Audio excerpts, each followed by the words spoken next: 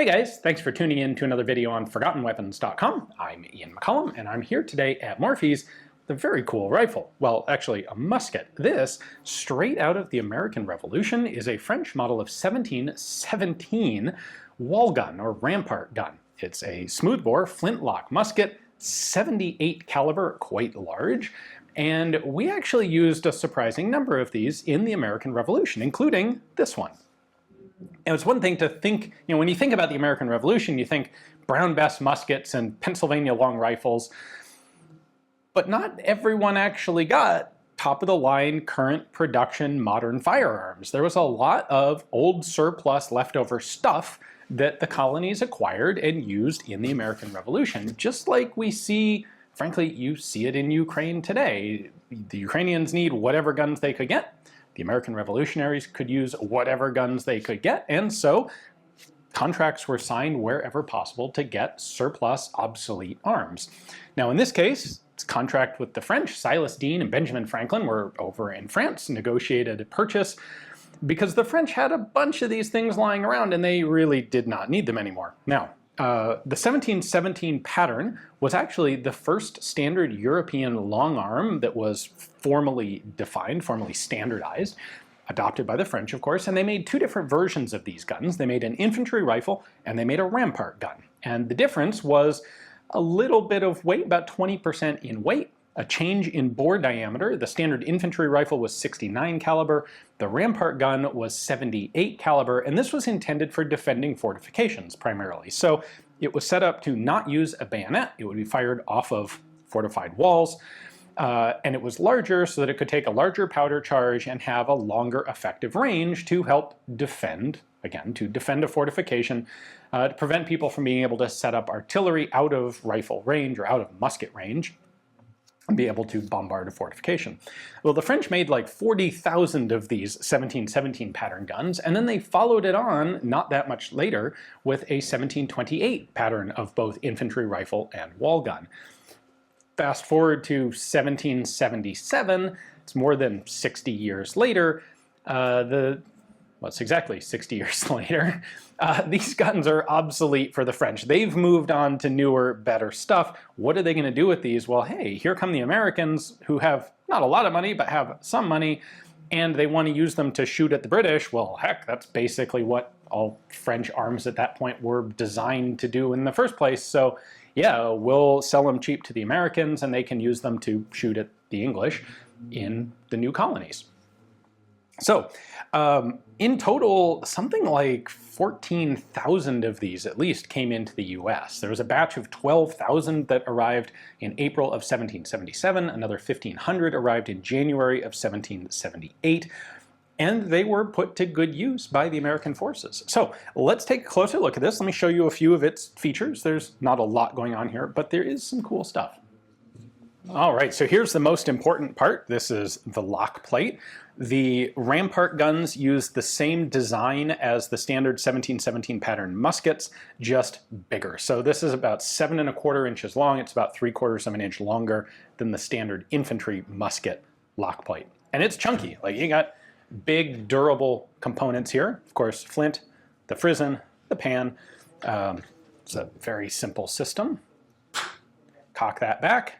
Fill the pan with powder, close the frizzen, and when you pull the trigger, this snaps forward, sparks fly off of that, which opens. In the process, the sparks light the powder here, which lights the powder charge inside and fires. That's the basics of a flintlock.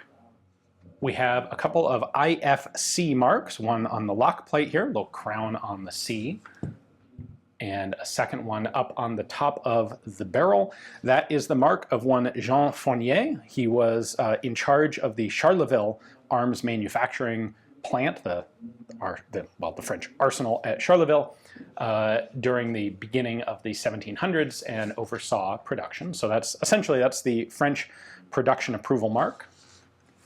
You'll notice we do also have a little royal fleur-de-lis back here and another one there. Everything about this gun is kind of on the huge side. The action is very wide. The back of the barrel is very wide in order to to hold up against the strain of a very large powder charge that these were meant to use. The buttstock is similarly chunky, very big there. The barrel is 46 5/8 inch long for you Europeans. That is 1,184 millimeters long. It really doesn't all fit under the camera here. All the way out. You've got a front sight. There is no rear sight. That's typical for the period. And the stock goes all the way out to the muzzle because as a wall gun, these were not intended to use bayonets. This is also an early pattern. I mean, that should be implicit in the fact that it's 1717. But at this point, the stock was being attached to the barrel by use of pins, little nails here, through the stock. So there's one there. We have another one here. It wouldn't be too long before this system was replaced by barrel bands, which do the job a lot better than these little pins. But again, this is the first standardized French military rifle pattern. Now, this particular example has some cool stuff going on. We have, in fact, an arsenal of repair here. So this is the original wood stock, and a repair section was spliced in right there. You can see they didn't, the color of the wood is a bit different, so that's cool. And then there is another much more obvious repair splice here on the stock. This is period repair work, 1700s repair work. We don't know if this was done in France or in the US though. So how did American revolutionaries make use of obsolete French wall guns? Well, we use them just as stand-ins for regular infantry muskets. I saw a comment from from an American commander at the time saying, the militia can't complain about these guns being too heavy because they're actually the same weight as a British Brown Bess, which is a fact I haven't actually gone back to check. But these aren't like giant punt guns. They're a little heavier than a standard French musket of the same pattern, but they're not bad. They're about 10.5 pounds. You know, this is not that much different in weight from an M1 Garand that would be used 200 years later, 170 years later. At any rate, the large bore diameter did also offer some interesting options. Instead of having one large ball and a heavier powder charge, these could also be loaded with multiple small balls, so something more akin to buckshot. And there was absolutely value in doing that. And because it was a larger bore diameter and a stronger action, you could fit a heavier charge of buckshot-like multiple projectiles in it and use it that way. Now, the new American arsenal at Springfield, which wasn't making its own guns yet, was around and was doing repair work, and they did modify a bunch of these to fit them with socket bayonets. So they would cut the wood stock back just a bit up here. They would essentially, well, reverse sporterize it, cut back the stock so you can fit a bayonet instead of cutting off the bayonet lug.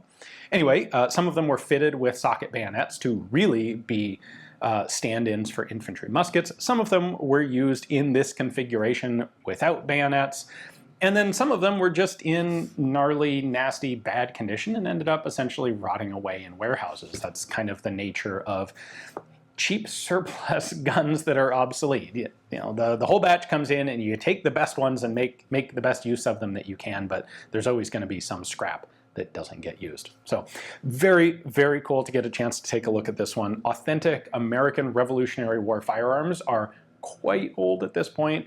They're not very common, and they're very cool to take a look at just because of the history that they are connected with. So big thanks to Morphes for giving me access to this particular piece to film for you guys. Hopefully you enjoyed the video. Thanks for watching.